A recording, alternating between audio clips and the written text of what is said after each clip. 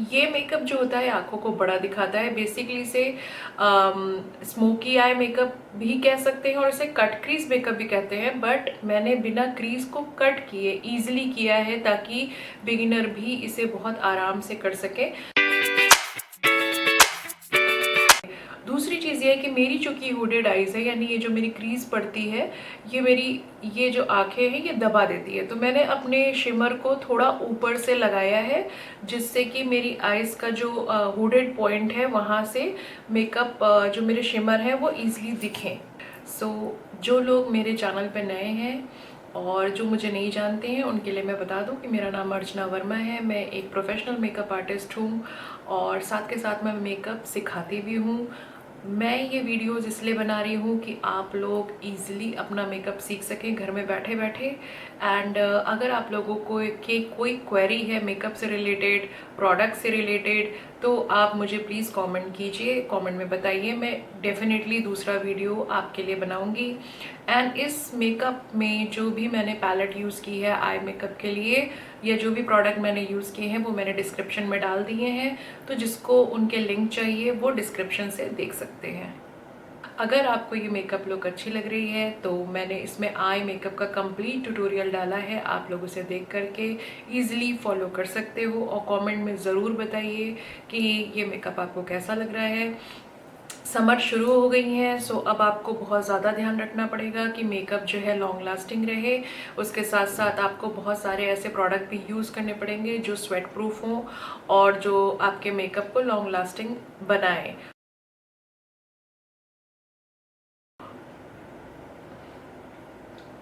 सबसे पहले हम अपने क्रीज एरिया से शुरू करेंगे और जहाँ पे हमारी आंखें फोल्ड होती हैं वहाँ पे हम सबसे लाइटर शेड से सबसे पहले शुरू करेंगे। बिकॉज अगर आप डायरेक्टली डार्कर शेड लेके चलते हो तो मेकअप खराब हो जाएगा। तो हम सबसे पहले हमेशा लाइटर शेड से शुरू करेंगे। तो मैं अपने क्रीज एरिया को डिफाइन कर रही हूँ यहाँ पे।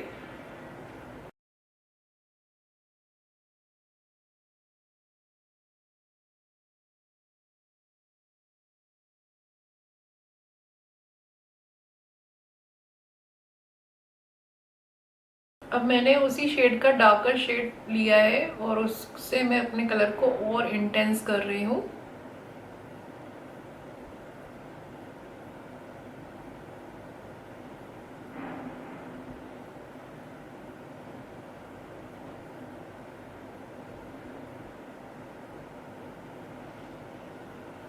मैंने अपना आई मेकअप शुरू करने के पहले ही अपनी लोअर आई लैश पे और अंदर टाइट लाइन पे काजल लगा लिया था। बिकॉज जब मैं मेकअप के बाद इसको रखूंगी तो मेरे टीयर्स आएंगे और मेरा जो नीचे की कंसीलिंग होगी वो बेकार हो जाएगी। कभी भी अगर आपको आई मेकअप करना है और बहुत आप पार्टी मेकअप या आप शिमर वगैरह यूज करने वाले हो तो हमेशा अपना आई मेकअप पहले कीजिए एंड देन आप अपना फेस मेकअप कीजिए। तो अभी मैंने अपने स्किन की बस प्रेपरेशन की है, उसके बाद मैं अपना फेस मेकअप करूंगी जब मेरा अपर आई का मेकअप कंप्लीट हो जाएगा। ये एक टिप है जो आपको ध्यान रखनी है क्योंकि शिमर वगैरह हमेशा आपके फेस पे गिर जाता है और वो आपको फिर क्लीन करने पे, मेकअप करने के बाद जो आपका फेस का मेकअप अगर हो चुका होगा तो आपको प्रॉब्लम आएगी। इसलिए आपको हमेशा अपने आई मेकअप से शुरू करना चाहिए एंड शुरू हमेशा आपको lighter shade of eye shade करना चाहिए। क्योंकि एक बार अगर आप लाइटर शेड लोगे तो आप उसकी इंटेंसिटी बढ़ा सकते हो, बट अगर आपने एक ही बार में डार्कर शेड सबसे पहले उठा लिया तो वो ब्लेंड करते करते काफी डार्क हो जाएगा और वो बहुत बुरा दिखेगा। अब मैं एक नॉर्मल ब्लेंडिंग ब्रश जिसमें कोई भी प्रोडक्ट नहीं लगा हुआ है उससे इसको थोड़ा ब्लेंड करूंगी।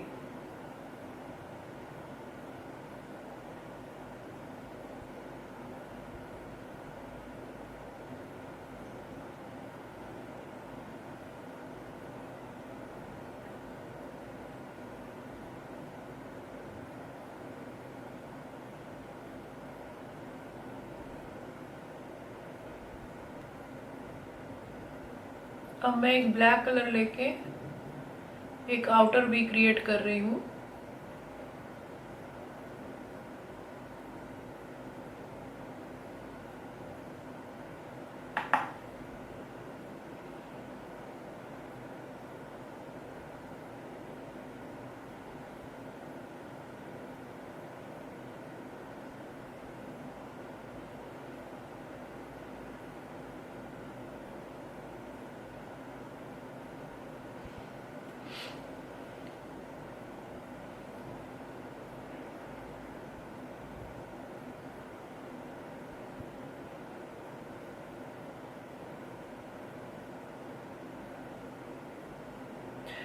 ये मैं सिर्फ रख रही हूँ, मैं इसको भी ब्लेंड नहीं कर रही हूँ, क्योंकि रखने के बाद ही मैं इसे ब्लेंड करूँगी।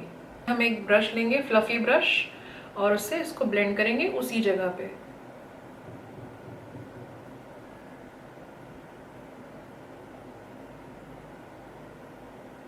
एजेस को स्मूथ करेंगे।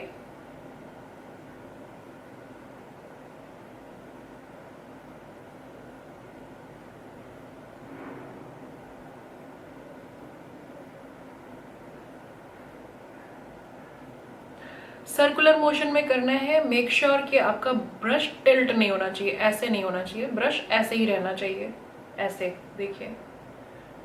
ब्रश को बहुत हल्के हाथों से पकड़ना है, आईज को स्ट्रेच करते हुए इसको आपको ब्लेंड करना है, बिकॉज कोई भी हार्श लाइन नहीं आनी चाहिए। यहाँ मैं एक लाइटर पर्पल शेड ले रही हूँ इस ब्लैक के साथ आगे की ओर।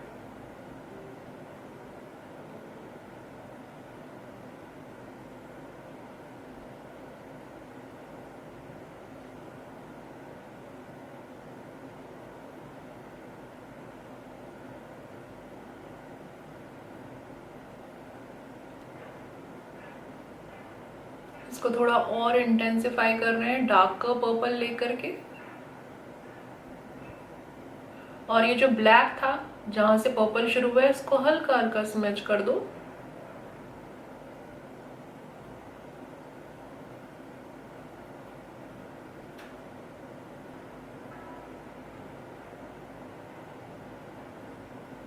यानी आई बॉल वाले एरिया पे हमारा पर्पल आ रहा है, कॉर्नर जो है हमारा आउटर कॉर्नर ऑफ आईज, यहाँ पे ब्लैक आ रहा है।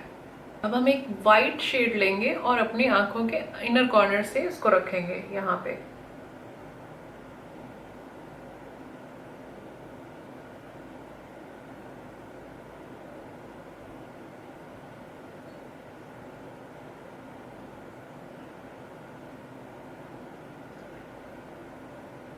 अभी आपको लग रहा होगा कि ये खिचड़ी बन गया है, बट जब ये लुक क्रिएट होगी तो ये अच्छा दिखेगा।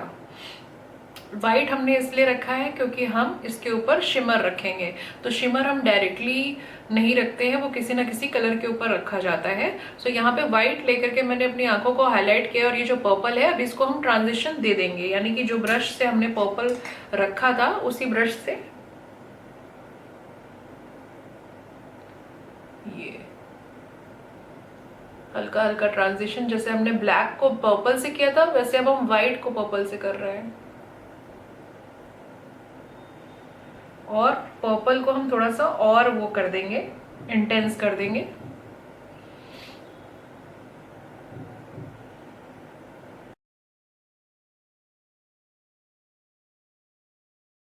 अब हम अपने इनर कॉर्नर पे एक येलो शेड देंगे एंड उसके ऊपर फिर हम शिमर रखेंगे। ये सारे मैट शेड है एंड इसके ऊपर शिमर आएगा एक्सेप्ट द ब्लैक पार्ट।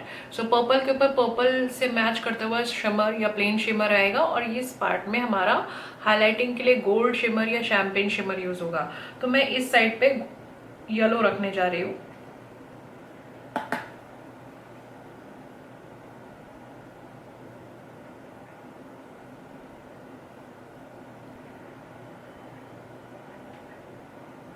ये इसलिए किया गया है ताकि आपका इनर कॉर्नर जो है वो आईज का वो क्या कहते हैं बड़ा दिखे, वो डल ना दिखे। ये अभी इस ट्रांजिशन को अब जब सेट होगा तो ये बहुत बेटर लगेगा। अभी देख के डरावना सा लग रहा होगा कि इधर ब्लैक, इधर पर्पल, इधर येलो, बट जब इस पे शिमर आएंगे ये बहुत प्रिटी लगेगा।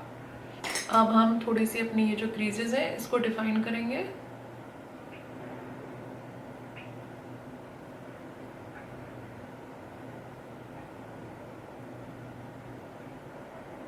सबसे पहले शुरू करेंगे शिमर रखना। शिमर हम रखेंगे इस वाले पार्ट में, और इस वाले पार्ट में ब्लैक पे कोई शिमर नहीं आएगा, और इस स्पेस के ऊपर कोई शिमर नहीं जाएगा। ठीक है, सो वो हमारे, जैसे मेरी थोड़ी सी हुडेड आई है तो जैसे आप देख रहे हो यहाँ पे मेरी आई का फोल्ड हो रहा है, बट इससे मैं थोड़ा सा ऊपर शिमर रखूंगी, बहुत ऊपर नहीं रखूंगी, जिससे कि मेरे शिमर दिखे और मेरी आईज बड़ी लगे। बिकॉज अगर मैं सिर्फ यही यहीं तक रखूंगी तो चूंकि मेरा ये देखिए ये फोल्ड पड़ जाता है इतना ज्यादा हुडेड आईज होने के कारण, तो वो दिखेगा नहीं, इसलिए मुझे इसको थोड़ा सा ऊपर रखना पड़ेगा ताकि मेरी आईज थोड़ी बड़ी लगे। इसको सिर्फ प्रेस करते हुए रखना है रिमेंबर इसमें कोई ग्लू की ज़रूरत नहीं है क्योंकि ये प्रेस शिमर है, ठीक है। अब ये ब्रश हम रख लेंगे एंड हम पर्पल आइज के लिए पर्पल वाले पार्ट पे हम शिमर रखेंगे। अगर आपके पास पर्पल शिमर नहीं है या पर्पल का ब्राइटर शिमर नहीं है तो आप कोई भी हल्का शिमर यानी कि सिल्वर शिमर भी रख सकते हैं कलर, लेकिन पर्पल का पॉप होना चाहिए।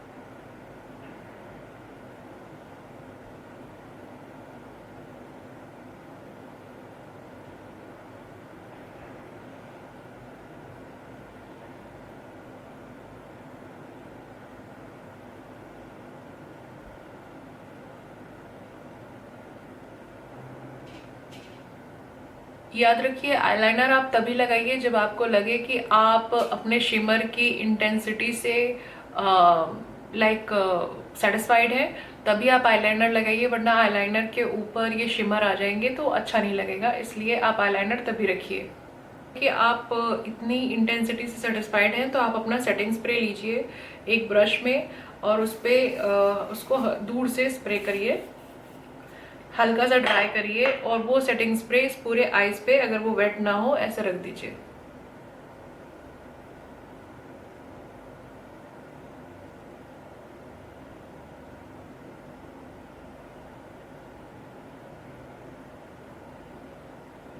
तो ये जो आपका मेकअप है इसे ये लॉक कर देगा, ठीक है।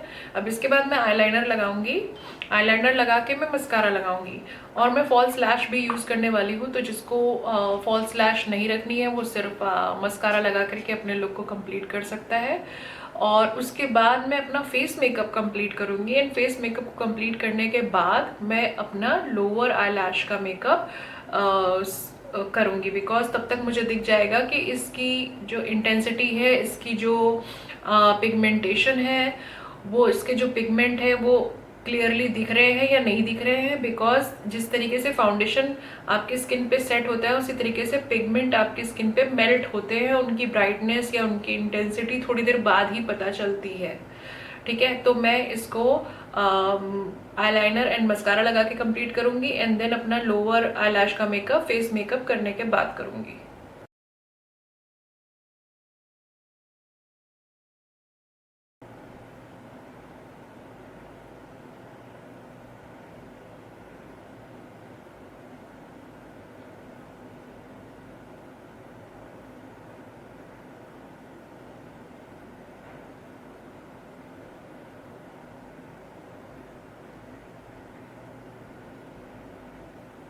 सो यहाँ पे मैंने अपना आईलाइनर लगा लिया है। विंग मैं तब निकालूंगी जब मैं नीचे अपना कंसीलिंग एंड फाउंडेशन लगा लूंगी, बिकॉज मुझे ये एरिया थोड़ा सा क्लीन करना होगा, इसको थोड़ा शार्प करना होगा एंड देन फिर मैं अपना विंग आईलाइनर लगाऊंगी बेसिकली, बिकॉज यहाँ पे मैंने स्मोकी लुक दिया है। तो अगर मैं विंग ना भी निकालूँ तो काम चल जाएगा, तो जिनका हाथ विंग में सेट नहीं है वो ना लगाएं, बट चूंकि आप नीचे काजल लगाने वाले हो तो ये थोड़ा सा आपको शार्प करना पड़ेगा, ठीक है। और इसके बाद में जब ये हल्का सूख जाएगा तो फिर मैं अपना मस्कारा लगाऊंगी। डबल कोट मस्कारा लगाने के बाद मैं अपनी लैश लगाऊंगी। जिसको लैश नहीं लगानी है वो अपना लैश पार्ट स्किप कर सकता है। ब्लैक आई शेडो से ही स्मच कर रही हूँ जिससे कि उसकी लॉन्ग लास्टिंगनेस बढ़ जाए। फिर जो कलर हमने आईज में ऊपर यूज किए हैं उस कलर से ही हम नीचे भी काम करेंगे। हम चाहें तो इसका नीचे पर्पल भी दे सकते हैं अगर आपको बहुत ज़्यादा वैसी लुक चाहिए। अदरवाइज आप सिर्फ ये जो पिंक शेड हमने लिया था उसी को बस नीचे लगाइए और ये जो विंग है इसको आपस में मिला दीजिए और यहीं पे हमारा आई मेकअप कंप्लीट हो जाएगा। सो देखते हैं पर्पल लगा के कि कैसा लगता है। बट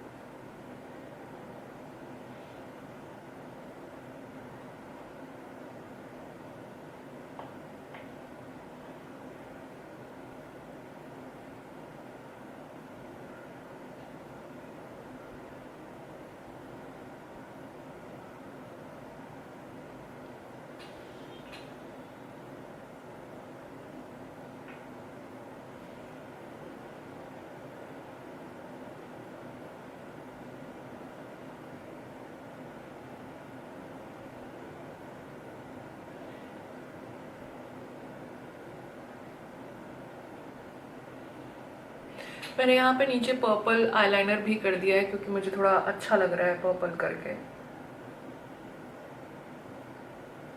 ये कंप्लीट स्टेप ऑप्शनल है, अगर आपको करना हो तो आप करिए, अगर आपको नहीं करना है तो आप नहीं करिए। चूँकि मेरी ड्रेस पर्पल है इसलिए मैंने ये किया है। इट्स नॉट नेसेसरी कि आप भी ये करें।